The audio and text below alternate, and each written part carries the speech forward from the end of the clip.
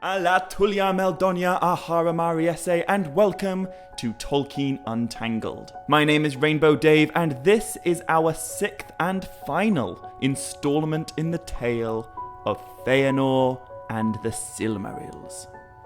So, everything we've seen so far has all been building to this.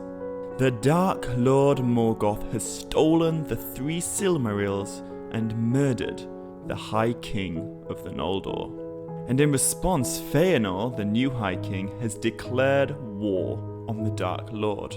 Now, with his 7 sons and his army of radical elves, Fëanor has sailed away from the blessed realm of Valinor and arrived on the dark shores of Middle-earth. But on the other side of the sea, Fëanor's half-brother Fingolfin is the leader of a second group of Noldorin exiles. However, dissent and violence have now divided the 2 groups, and in an outrageous display of selfishness, Fëanor burns his own ships to try and ensure that Fingolfin's host cannot follow. So, on the frozen shores of Aman, Fingolfin and his people are abandoned, with no route to Middle-earth save a treacherous ice bridge called the Helcaraxë. So, without further ado, let's pick up with Fingolfin and explore the final chapter in this part of the story. Now, Fingolfin can't sail to Middle-earth, as was the original plan, but due to the kinslaying and the doom of Maedhros, he can't return to Valinor either. So Fingolfin has no choice but the Helcaraxë.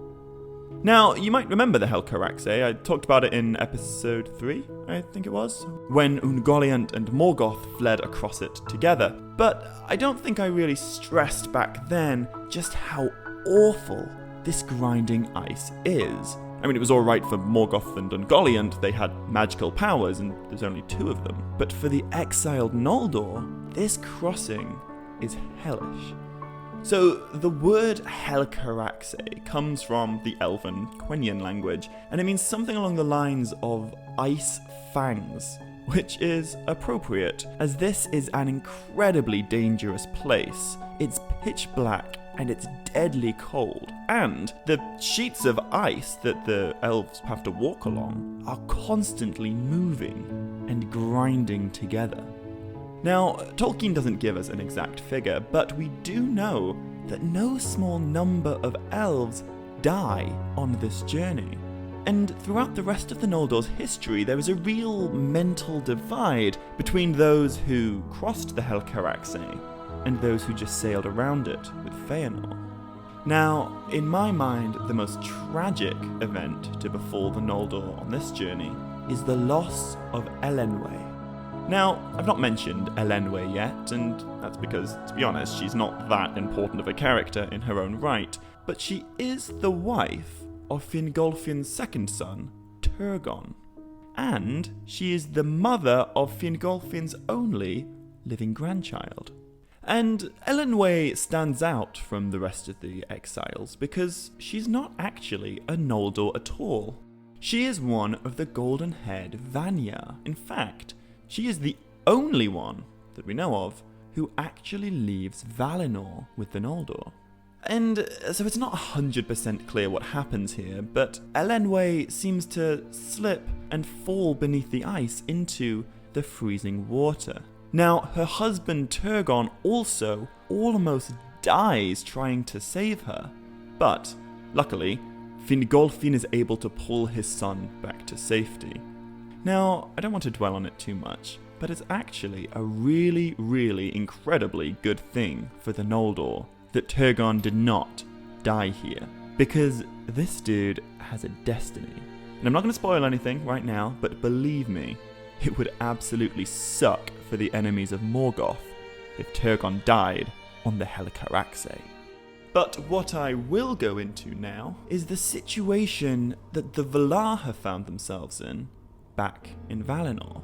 Now, because the Valar stay in the west, they do sort of depart the story, to be honest, around this time. But they have one more very important thing to do before that happens.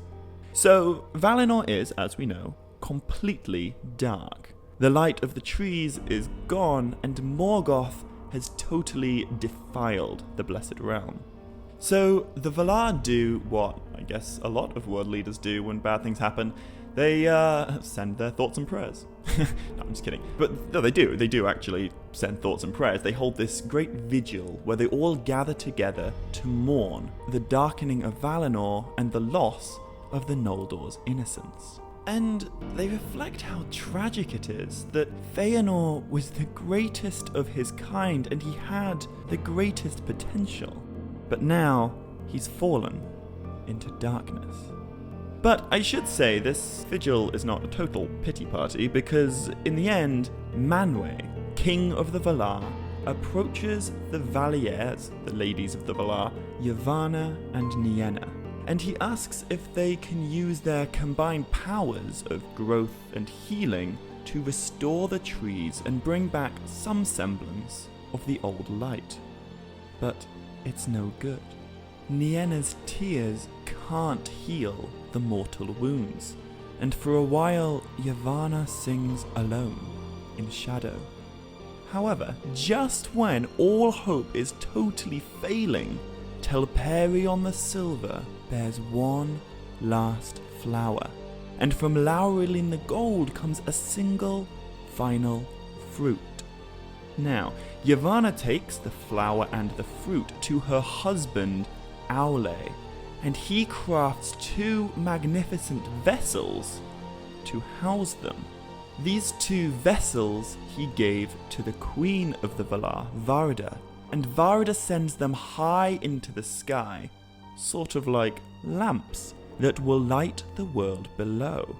Every day they are to rise in the eastern sky, sail over Middle-earth, and return west to Valinor. And guys, this is Tolkien's first introduction of the sun and the moon. This is where they come from. The sun is just a fruit of Laurelin the Gold, and the moon is just a flower from Telperion the Silver. So just think for a second, just think how intensely bright the sun is. But now consider that the sun is just one tiny fruit from the original Tree of Light. That should give us some perspective on just how immense that original Light of Valinor was, and how immense that makes the Silmarils, which are now the only place where that light still exists. I just think that's really, really cool. Anyway, just give me one moment longer to talk about the sun and the moon, because although the vessels are inanimate objects, they are guided across the sky by two pretty kick-ass characters. Now they're both Maiar spirits, and they're both chosen by Manwë for their specific job. So the lass who guides the sun is the more powerful of the two, and her name is Arien. And Arien is pretty awesome, because she's a literal spirit of fire. And it's actually written by Tolkien that back in the very beginning of creation, Melkor tried to corrupt Arien to his service, but she refused him. Now, being a spirit of fire, I can only speculate that if she had joined him, she would have become possibly the 8th Balrog. And so it's pretty neat that she stays true to the side of good, and instead of becoming another Balrog, she becomes the literal sun, which in my mind is way cooler. And this also sucks especially hard for Melkor, Morgoth now, because his army of orcs hate going out in the sun. And that's because of Arien. She's there up in the sky, burning creatures of evil with the fire of her eyes. She completely screwed Morgoth over, and I really enjoy that. But anyway, the dude who's chosen to guide the moon is another Maiar spirit called Teleon. Now, back in the days before the moon, Teleon was a hunter who roamed the forests of Orome with his silver bow. And Teleon was pretty wayward. He had a mind of his own, and he didn't always do exactly as he was told. He was also said to be in love with Arianne, and because of this, he would often stray from his course and at times appear in the sky at the same time as her. In fact, it's even said that when Teleon got too close, he was burned, and a part of his light was darkened. Now, this all comes from a pretty out there chapter of the Silmarillion, but I think it's such a cool way of Tolkien explaining the phases of the moon and the craters of the moon, and working real world science into his mythology, into his legendarium. And it is an important part of the legendarium because, as we know, the sun and the moon are always portrayed as being a good thing by Tolkien. You know, orcs hate the sun, it turns trolls into stone, and remember, it's the moon that reveals the secret dwarven doors of both Erebor and Moria. Anyway, there is just one last thing to say about the moon, and that is that when Morgoth first saw this new light in the sky, he was, of course, furious, and he sent great spirits of shadow up into the atmosphere, into the sky, to attack Teleon. Now, I have absolutely no idea what these spirits of shadow are. Tolkien never mentions them again, but we can perhaps speculate that they may be some of the evil Maiar that serve Morgoth. And it makes me wonder just how many Maiar does Morgoth have working for him? Now, obviously we know he's got Sauron, and he's got 7 Balrogs, but potentially he could have way more. Which, I don't know, I think that's kind of cool to think about. But anyway, I'm afraid with that, it's actually time for us to leave Valinor and the Valar, at least for a while, and return the story to Fëanor and his now 6 sons back in Middle-earth. So, after the burning of their ships and, accidentally killing Amrod, Fëanor and his host move northeast towards Angband, where Morgoth and the Silmarils are hidden. And it isn't long before the spies of Morgoth discover the newly arrived elves. And so Morgoth musters a huge army of orcs, and he gives them just one objective: kill Fëanor. So these orc legions march out from under the Thangorodrim mountains, and pretty immediately, they find what they're looking for.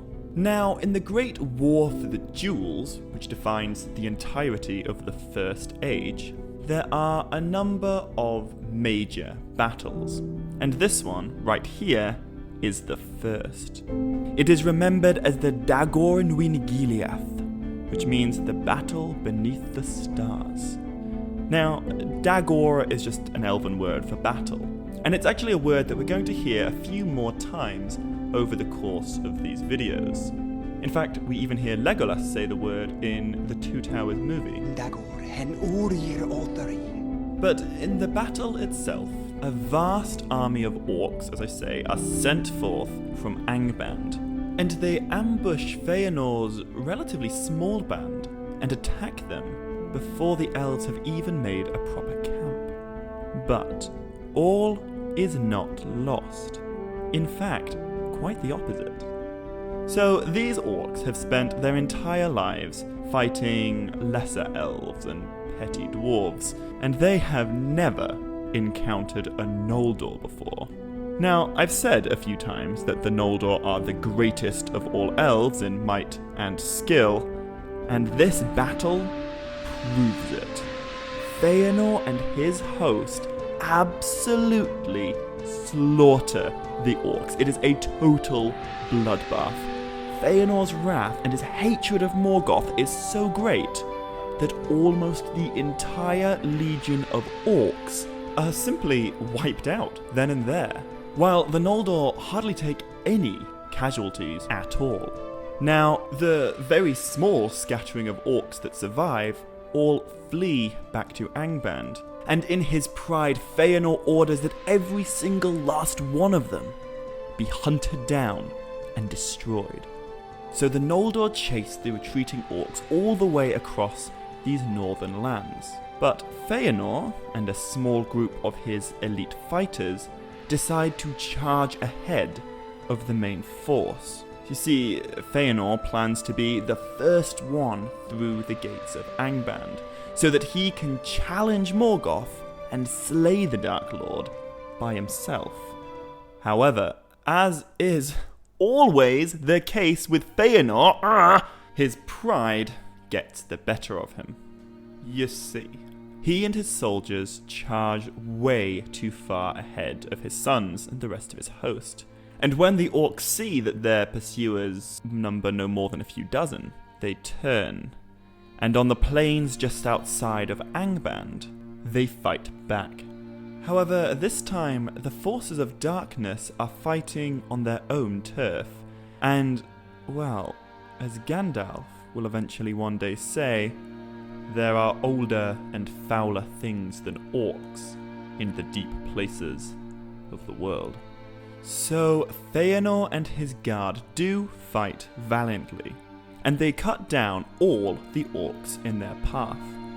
But soon they find themselves surrounded by shadow and flame. All 7 Balrogs joined the battle at once. One by one, the Noldor are slaughtered until only Fëanor remained. However, despite the odds, Fëanor stands his ground and he fights on alone. It is said that he is struck by many wounds, but he keeps on going. That is, until Gothmog, the Lord of the Balrogs, emerges to challenge him. Now, Fëanor's fought well, but against the fiery axe of Gothmog, there can be no victory. Eventually, Gothmog overcomes the High King and smites Fëanor to the ground. However, before Gothmog can deliver the killing blow, the rest of Fëanor's host arrive, and they are led by his eldest son, Maedhros. Now, Gothmog and the Balrogs know that the fortress of Angband is totally impenetrable, and so they choose to leave Fëanor broken and alone outside their gates, whilst they retreat back inside to fight another day. And I can only imagine how pleased Morgoth must have been when he learned what his mighty servant Gothmog had just done. Morgoth knows the Noldor won't rest until the war is over, but that's exactly what he wants. He'll let his enemies suffer for a while until they are totally beaten and broken, and only then does he plan to wipe them out. So when Maedhros and his brothers find their father, they desperately try to save him.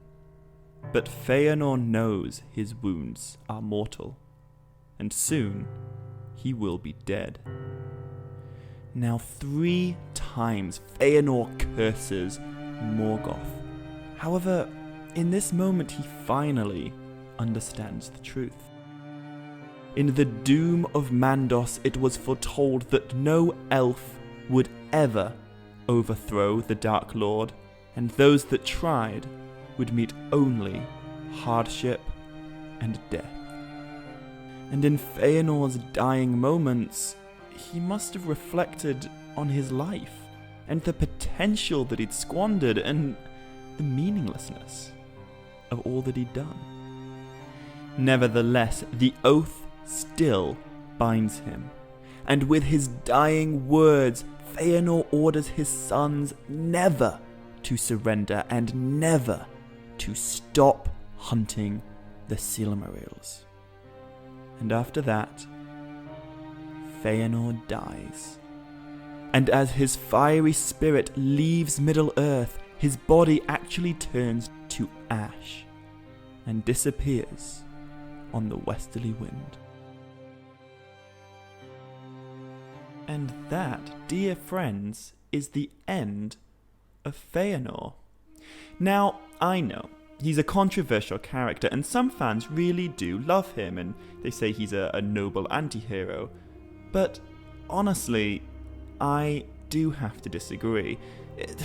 Fëanor is an absolute douchebag. He does so much evil, but then, right here at the very end, with his dying breath, he forces that evil on his sons. He reinforces his stupid oath. I know he loved his father, and I get that, but it does not justify all the things he's done. And furthermore, when Fëanor stood there with his sword and he made that oath back in whatever episode it was, all he talked about were the Silmarils and the people he was willing to kill to get them back. He didn't mention Finwë once. Anyway, if you do disagree, please feel free to share your thoughts in the comments. I really do welcome any kind of friendly debate. But I just have to say, I personally, though I do recognise that Fëanor may once have been the greatest of all his kind, so too was Melkor. And it's true that no one begins their life as a bad person, but I think it's equally true that Fëanor dies a villain. Anyway, that is just my opinion, so I'm going to leave Fëanor and his sons right here, and finish up this tale on a bit of a happier note, with Fingolfin.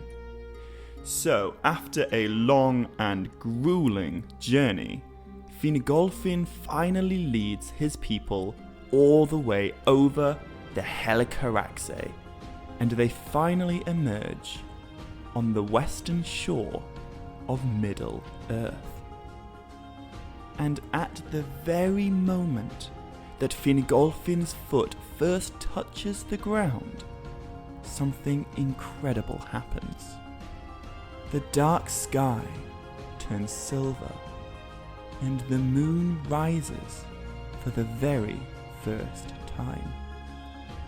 Now the host of Fingolfin take this as a sign of hope, sent by the Valar and proof that they are not entirely alone. And it's interesting that throughout the rest of Elven history, the moon is held with a really special reverence and delight, much more so than even the sun. Now, for 7 days the moon passes through the sky uninterrupted. And it's during these 7 days of night that Fingolfin decides to bring his people and to settle in a fertile land called Heathlam, in an area to the northwest known as Beleriand. And for a while this is where the Noldor remain, to build their first realm in Middle-earth. But Galadriel and her brothers do not stick around, and before long they head south to explore these new lands of Beleriand. Now, it's definitely true that the future does seem dark and uncertain for the Noldor, but right now, this is the beginning of a new age, the First Age, because for the first time since the Great Migration, there are large numbers of Noldorin elves in Middle-earth, and that is going to change everything. But for now, I'm afraid I have to finish, and although this is nowhere near the end of the story, it is the end of the beginning of the story. But do not fear, dear friends, there is a lot of story left to tell. So new videos will be continuing the story very, very soon. But before we finish for now, I'll leave you guys with this. To the far east of Middle-earth, there is a place that's never been visited by elves or dwarves or orcs. And this place is called Heludorian. And it's here, after 7 days of nothing but moonlight, that the sun first rises in the sky. But Helidorion is no ordinary place, for it's right here, on the shores of the eastern sea, that Eru Ilúvatar has lain to rest the fathers of the race of men. And so, beneath the world's first sunrise, in a lost and mysterious place, men awaken for the first time and enter the story of Middle-earth. So, dear friends, to make sure you don't miss my future First Age videos, hit that subscribe button if you haven't already. But next week, we're actually going to take a little bit of a break from the Silmarillion and spend a bit of time talking about the Lord of the Rings and some of the differences between Tolkien's books and Peter Jackson's movies. So make sure you check them out if you're interested. And as always, you beautiful people, there is just enough time for one more Tolkien fun fact. So our last fun fact in the tale of Fëanor and the Silmarils involves another anti-hero who dies young at the hands of the armies of evil. Although I feel like this guy is a lot better liked than Fëanor, and I actually feel bad comparing them, because today's fun fact is about the fan-favourite character, Boromir. Now, Tolkien doesn't give us exact dates, okay, so this fact does involve a little bit of speculation. But when Boromir was somewhere between a baby and 5 years old, his grandfather Ecthelion ruled as the steward of Gondor. And it was during this time that a mysterious and unidentified warrior came to Minas Tirith. And the warrior's name was Thorongil, which means the Eagle Star. Now, I reckon some of you know who this Thorongil is, but neither Ecthelion, nor his son Denethor, nor certainly little boy Boromir had any idea about Thorongil's identity. But they would definitely have heard of him. For Thorongil became a bit of a living legend in Gondor by ultimately utterly defeating the Corsairs and actually slaying the captain of Umbar in the name of Steward Ecthelion. Now, this is a spoiler, but Thorongil's true identity is Aragorn, who was actually 49 at the time, but considering he lives until he's like 210, I can't even imagine he was middle-aged at this point. Now, this is where the fact goes from fun to really meaningful, because Aragorn would have been there when Boromir was very, very young. And it's not too much of a jump to speculate that Boromir and Aragorn may have met, even if Boromir was far too young to remember. And the reason this fact is poignant is that, of course, if we skip forward just under 40 years, Boromir will die in Aragorn's arms. And I think it's really beautiful that although there's no way Boromir could have known, Aragorn was there right at the beginning and right at the end of the mighty captain's life. So, as always, until next time, dear friends, much love, stay groovy, and Navaya Melanine.